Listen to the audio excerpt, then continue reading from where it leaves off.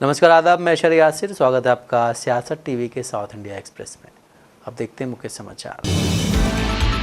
Telangana high court की न्यायमूर्ति T Madhavi देवी ने आज राज्य चुनाव आयोग को 3 महीने के अंदर ग्राम पंचायत चुनाव कराने का निर्देश दिया और राज्य सरकार से चुनाव को सुविधाजनक बनाने के लिए सभी आवश्यक सहायता देने को कहा है। ये निर्देश तब आया जब अदालत ने चुनाव कराने में देरी को चुनौती देने वाली रिट याचिकाओं पर अपना फैसला सुनाया, जिसे सोमवार को सुनवाई के बाद सुरक्षित रख लिया गया था। अदालत ने सोमवार को 31 जनवरी को कार्यकाल समाप्त होने के बावजूद राज्य भर में ग्राम पंचायतों के चुनाव 2024 कराने में SEC की निष्क्रियता को गंभीरता से लिया। याचिकाकर्ताओं ने तर्क दिया है कि देरी ने संविधान के अनुच्छेद 243E और 243 के और तेलंगाना पंचायत राज अधिनियम के 2018 के प्रावधानों का उल्लंघन किया है। BRS-MLC के कविता ने आज पोस्ट ऑफिस एबिट्स में एक पोस्ट कार्ड अभियान का नेतृत्व किया, जो कांग्रेस संसदीय दल की अध्यक्षा सोनिया गांधी को संबोधित है, जिसमें मांग की गई है कि तेलंगाना सरकार महिलाओं को 2500 रुपए और बुजुर्ग लोगों को पेंशन बढ़ाने के अपने वादे को पूरा करे। कविता ने कहा कि तेलंगाना विधानसभा चुनाव के दौरान कांग्रेस सरकार ने 6 गारंटी दी थी। तेलंगाना के लोगों ने सोनिया गांधी पर विश्वास किया क्योंकि उन्होंने गारंटी कार्ड पर साइन किए थे। उन्होंने कहा कि 4000 रुपए की पेंशन को बढ़ाकर 6000 रुपए और 2000 की पेंशन को बढ़ाकर 4000 करने की बात की गई थी और महिलाओं को 2500 रुपए कांग्रेस सरकार ने हर महीने देने का वादा किया था, जो कि 18 महीने हो गए हैं, अब तक पूरा नहीं किया गया है। हम सोनिया गांधी को हजारों पत्र भेज रहे हैं और उनसे अनुरोध कर रहे हैं कि कृपया CM रेवंत रेड्डी को इसे लागू करने का आदेश दें। देश में वक्फ संशोधन बिल को लेकर पूरा विपक्ष मोदी सरकार के खिलाफ है। मामला हाई कोर्ट में विचाराधीन है। इस बीच MIM प्रमुख असदुद्दीन ओवैसी ने बड़ा बयान दिया। उन्होंने कहा है कि जो लोग मानते हैं कि वो इस तरह के कानून बनाकर मुस्लिम समुदाय को डरा सकते हैं, तो उन्हें याद रखना चाहिए कि PM मोदी या भाजपा सरकार हमसे वक्फ के तहत जमीन नहीं छीन सकती है। ओवैसी ने ये बातें कर्नाटक के रायचूर में एक जनसभा को संबोधित करते हुए कही है। ओवैसी ने कहा है कि ये लोग समझ रहे हैं कि मुसलमानों को एक कानून बनाकर डराएंगे। ये संविधान के अनुच्छेद 14, 25, 26, 29 के खिलाफ है, जो कि चैप्टर 3 का अधिकार है। ओवैसी ने आगे कहा है कि हम रायचूर के हिंदू भाइयों को संदेश देना चाहते हैं कि आपको एंडोमेंट बोर्ड में हिंदू सदस्य बन सकता है, तो मुसलमानों के वक्फ में कैसे गैर मुस्लिम सदस्य बनेगा।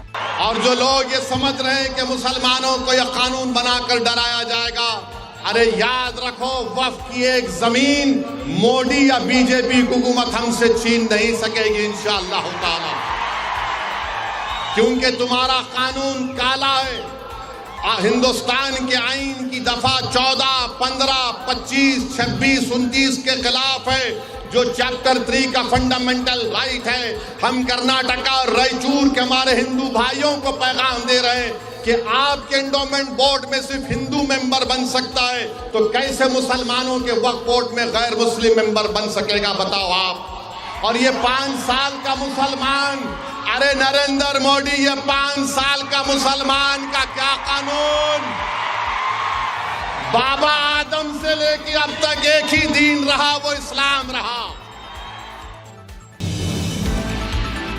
वरिष्ठ कांग्रेस नेता मोहम्मद अजहरुद्दीन ने विश्वास जताया कि आगामी जुबली हिल्स विधानसभा क्षेत्र के उपचुनाव की दौड़ में है। हालांकि उन्होंने इस बात पर जोर दिया है कि वो पार्टी नेतृत्व के फैसले का पालन करेंगे। मीडिया से बात करते हुए उन्होंने कहा कि मैंने पिछले विधानसभा चुनाव में जुबली हिल्स में कांग्रेस उम्मीदवार के रूप में चुनाव लड़ा था, लेकिन हार गया था। अब भी मैं पार्टी के टिकट की उम्मीद कर रहा हूँ। मैंने अपने विचारों से नेतृत्व को अवगत करा दिया है। पार्टी जो भी निर्णय लेगी, मैं उसके प्रति प्रतिबद्ध रहूंगा। इस महीने की शुरुआत में BRS विधायक मंगती गोपीनाथ की डेथ के बाद जुबली हिल्स विधायक की सीट खाली हो गई है, जिस पर उपचुनाव जरूरी हो गया है।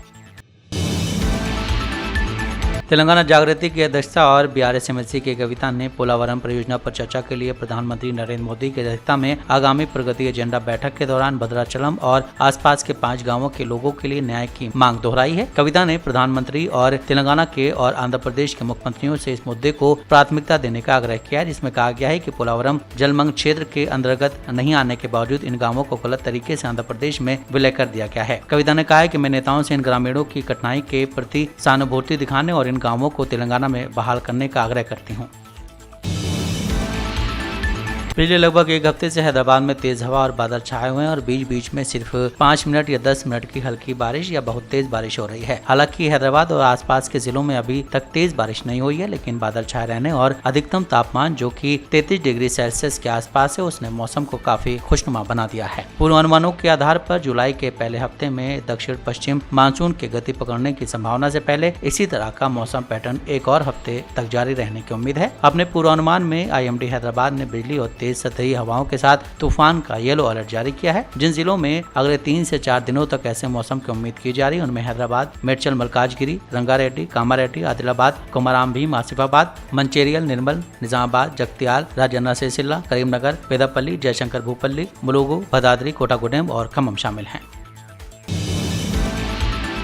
बेंगलुरु जिसे भारत की सिलिकॉन वैली भी कहते हैं, ऐसा लगता है कि अब ये शहर धीरे धीरे अपनी चमक खो रहा है। हिंदी बनाम कन्नड़ विवाद के बीच एक कन्नड़ महिला के मार्मिक कबूलनामे ने सोशल मीडिया पर आक्रोश के साथ साथ निराशा की लहर पैदा कर दी है, क्योंकि महिला का कहना है कि उसने अब बेंगलुरु का बचाव करना छोड़ दिया। उसे लगता है कि ये शहर वाकई में उस नफरत का हकदार है जो उसे मिल रही है। पिछले 7 सालों से बेंगलुरु में रह रही इस कन्नड़ महिला ने रेडिट पर अपने व्यक्तिगत अनुभव को साझा करते हुए बताया कि ये शहर कैसे टूटने के कगार पर आ गया है। कर्नाटक के एक टियर 2 शहर से बेंगलुरु आई इस महिला ने बीएमटीसी के कंडक्टर द्वारा किए गए अपमानजनक बर्ताव का भी जिक्र किया। महिला ने बताया कि बस के कंडक्टर ने कैसे सिर्फ फोन पकड़े हुए दरवाजा नॉक करने के लिए सबके सामने उसका खूब मजाक उड़ाया, जिससे उसने खुद को काफी अपमानित महसूस किया। उसने कहा है कि आए दिन ऑटो चालकों और मेट्रो में ऐसी घटनाएं होती रहती हैं। महिला ने कहा है कि कर्मचारियों के असभ्य बर्ताव का सामना करना पड़ता है, जिसमें कुछ तो ऐसे बिहेव करते हैं जैसे उन्हें अपनी नौकरी से ही नफरत हो और लगातार ऐसे चिढ़ते रहते हैं कि मानो वो हर समय किसी पर भड़कने की मौके की तलाश कर रहे हों। कांग्रेस विधायकों बी आर पाटिल और राजू कागे द्वारा राज्य सरकार पर आरोप लगाने पर कर्नाटक के गृह मंत्री जी परमेश्वर ने कहा है कि उनके अपने निर्वाचन क्षेत्रों के संबंध में व्यक्तिगत मुद्दे हो सकते हैं, लेकिन उन्होंने शासन के बारे में कुछ नहीं कहा है और मुख्यमंत्री निश्चित रूप से उनके मुद्दों का समाधान करेंगे। उन्होंने कहा है कि मुझे नहीं लगता कि इसका समग्र शासन से कोई लेना देना है। सीएम सिद्धरमैया दिल्ली दौरे पर हैं। उन्होंने कहा है कि सीएम राष्ट्रपति कार्यालय के पास मौजूद कुछ बिलों के संबंध में एक अभिवेदन देने के लिए दिल्ली गए थे। वो राष्ट्रपति से उन बिलों को मंजूरी देने का अनुरोध करने गए हैं। उन्होंने कहा कि मुझे नहीं पता इसमें कोई राजनीति शामिल है। साथ ही बेंगलुरु भगदड़ पर बोलते हुए उन्होंने कहा कि एक मजिस्ट्रेट जांच चल रही है और एक बार ये पूरी हो जाने पर एक रिपोर्ट सरकार को सौंपी जाएगी। कांग्रेस अध्यक्ष मल्लिकार्जुन खड़गे ने आज कहा है कि आज हम देश में अघोषित आपातकाल का सामना कर रहे हैं। भाजपा हमारी संविधान बचाओ यात्रा से घबरा गई है और इमरजेंसी के 50 साल के बारे में बात करने लगी है। जो लोग अपने कार्यकाल के दौरान बहुत कुछ नहीं कर सके, बेरोजगारी, महंगाई और नोटबंदी के मुद्दे पर भी कोई जवाब नहीं दे सके, वो अपनी विफलताओं और बार बार झूठ को छिपाने के लिए ऐसा कर रहे हैं। और इनके जो फेल्यूअर्स है, झूठ जो बातें इन्होंने बार बार करते आए हैं, तो उस झूठ को छुपाने के लिए, अपने बातों को छुपाने के लिए वे आज ये नाटक रचे और उसी के साथ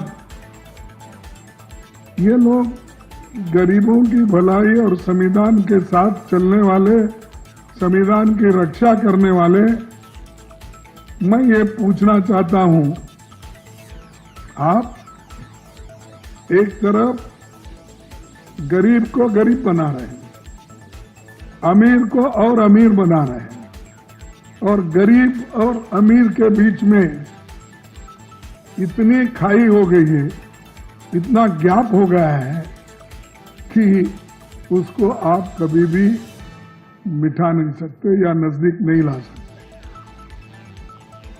और चंद गिने गिने लोग